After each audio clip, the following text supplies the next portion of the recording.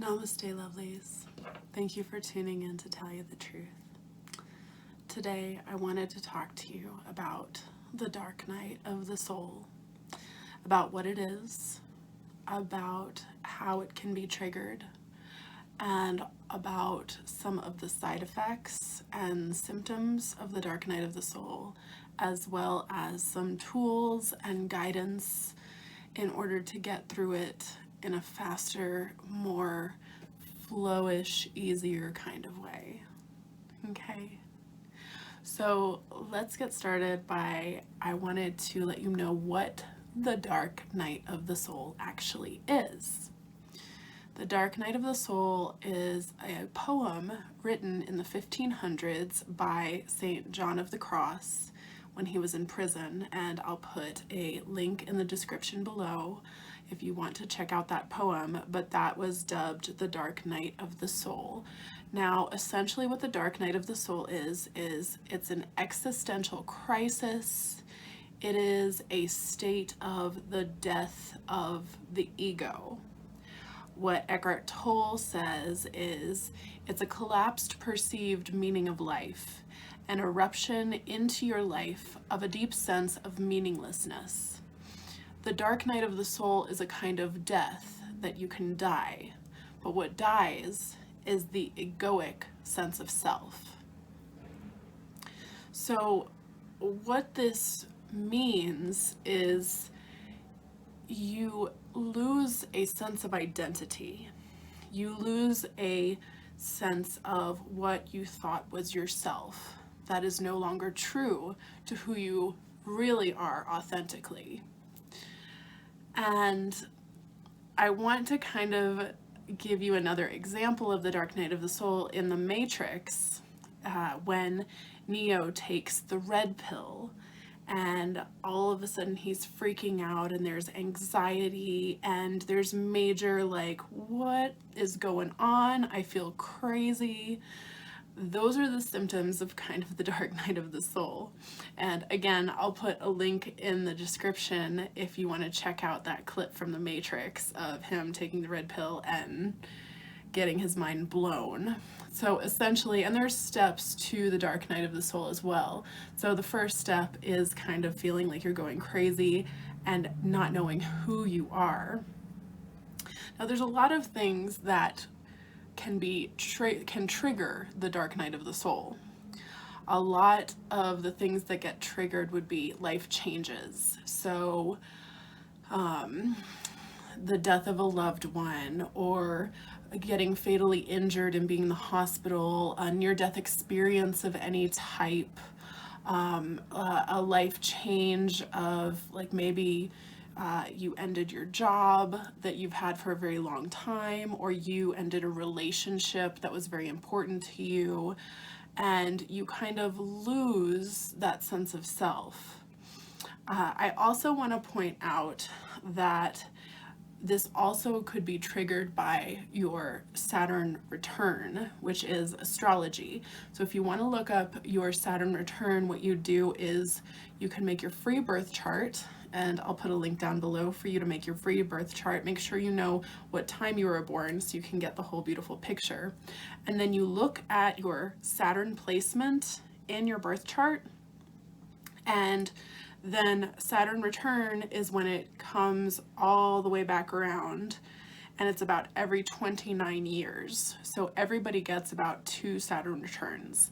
One Saturn return is usually in your late 20s, and the second one is in your late 50s, early 60s, depending on how Saturn is doing and how fast Saturn is going and moving. So if you want to look up your Saturn return, mine was in 2011, and I had a baby and I moved across the country and started an entirely new life. So that was my Saturn return, and I also have talked to a lot of people that have had their own Saturn return, and it is definitely a life shaker. So check that out and see when your Saturn return is. If you're young and you're not in your late 20s yet, usually the first Saturn return is the hardest, is what I hear.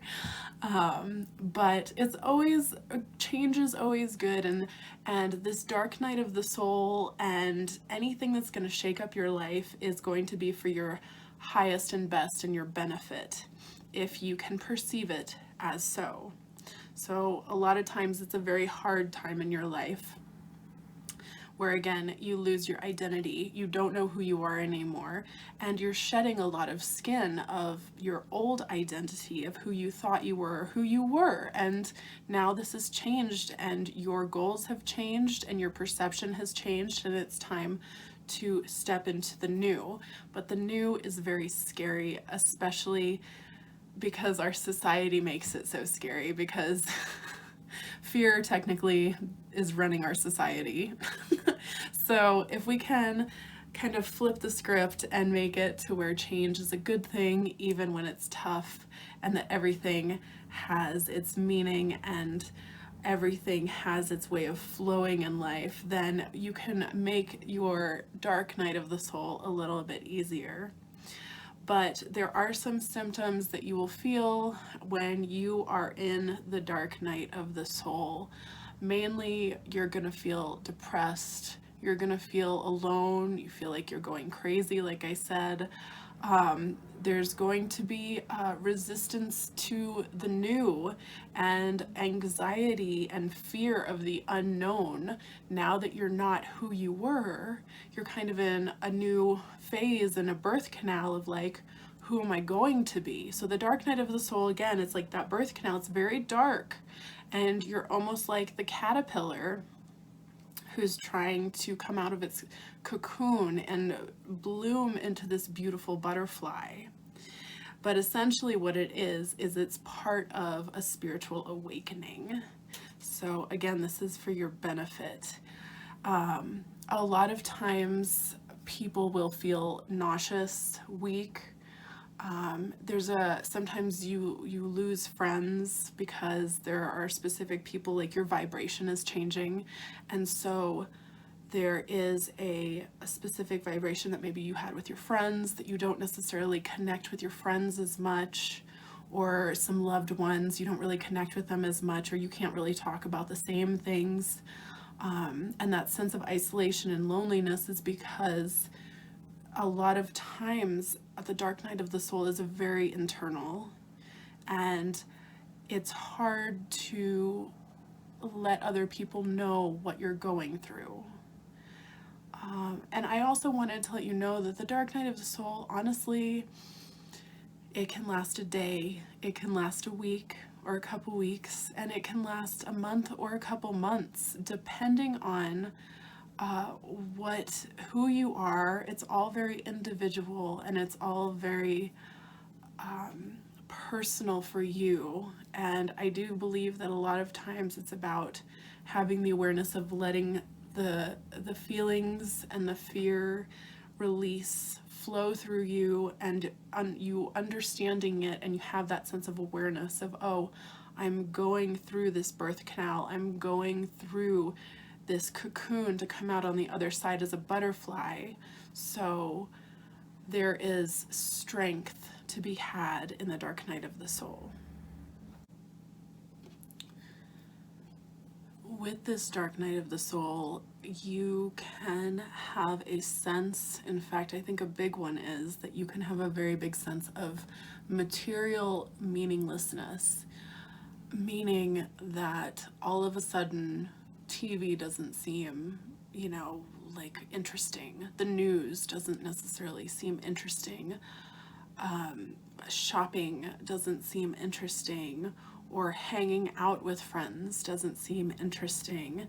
And even your job, if your job doesn't have a right vibration, if you're not liking your job, all of these things are going to come up for you because you're essentially birthing into a new stage of your spiritual vibration. And when this happens, you're going to shed a lot of old stuff. And there's also a lot of physical symptoms. So like I was saying, you can be very weak, you can feel nauseous, and a lot of times that's stuck energy. A lot of times that's stuff that you are in resistance to letting go to, because again, it's scary to be in that middle part where like you're not your old self anymore, but you haven't become this new beautiful butterfly. And so therefore there's this sense of like, well, if I let this old stuff go, then who am I? And so sometimes there's that nauseous feeling.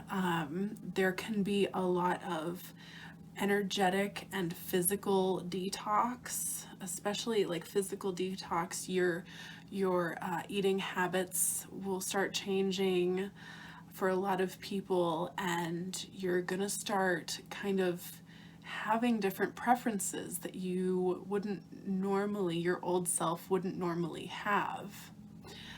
And it's tricky, it's hard, and a lot of times it does feel, like Eckhart Tolle said, it does feel like a death. And with this dark night of the soul, there is going to be a bit of depression.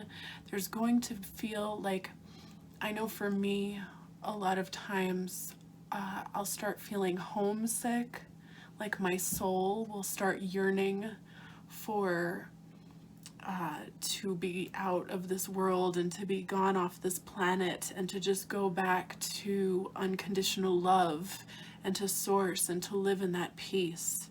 And so there is a tendency to want to escape and to be held in that spiritual love. So I would definitely say when that comes up, I mean, and it can be very suicidal thoughts, you know, and if that kind of stuff comes up, I would really urge you to understand that this is only a little piece, and that this dark night of the soul is essential for your growth into this beautiful flower, into this beautiful butterfly that you're going to become. And so I have a couple tools and points of guidance for you when you are going through this lonely, isolated time. Number one, I would say, is definitely be open to understanding your resistance to this change. Start recognizing when you're resisting. Awareness is such a powerful tool. If you can breathe and be in the moment, then you have the power of choice and awareness. With this power of the now, of the moment, you can understand yourself better and have clarity of where you're going. So if you can just be in the moment and be open, recognize the resistance, and start cultivating awareness of who you're becoming, and that will give you a little bit more of a foundation, of a grounded sense of understanding this dark night of the soul. Number two is, if you have a spiritual friend, if you have somebody that already knows about this stuff, please give them a call. And even if you don't have somebody that necessarily knows exactly what you're going through, it's always a very good thing, especially when you're feeling isolated and lonely, to call somebody. And you don't have to necessarily tell them everything that's going on, but just to tell them your feelings. Somebody that really cares about you and is going to be a good listener, and just kind of let them hear you so that you can feel like you're heard and understood by another human being. I feel like we are a social species, and this is such a major point for us, especially when we're feeling that isolation, that loneliness, when we're having morbid thoughts. You know, we need to connect with people. Number 3, I've already said this, but be in the moment and breathe. Number 3 is also meditation. So if you can, sometimes the dark night of the soul, I've been in that fetal position and I've not been able to necessarily totally completely meditate, but just breathing in the fetal position and just being able to understand that this will pass is a major flow energy. And just to let all of that resistance, like, give it space and let it flow through you. And so meditation is a major thing if you can do it. And just sitting and breathing and connecting with your own soul. Number 4, give yourself space.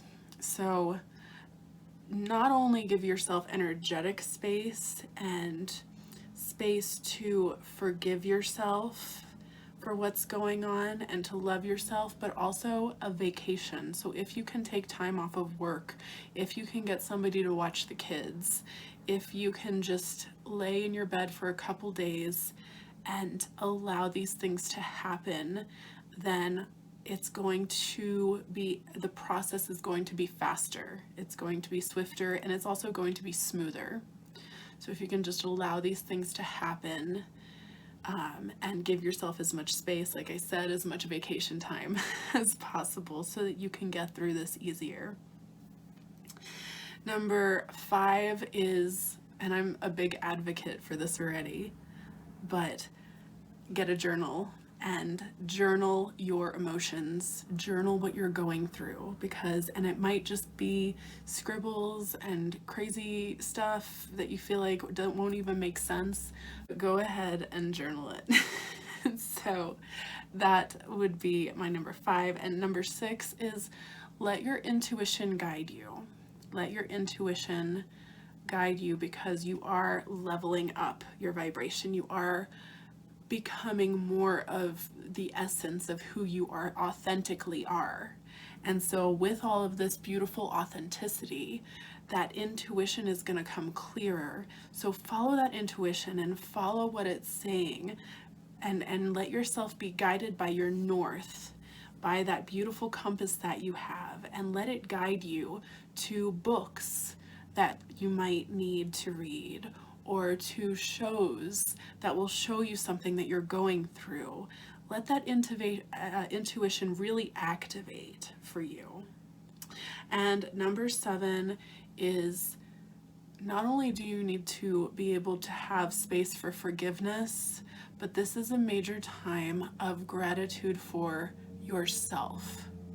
So cultivate self-love. Start thinking, writing, and acting in a way of somebody who truly loves themselves.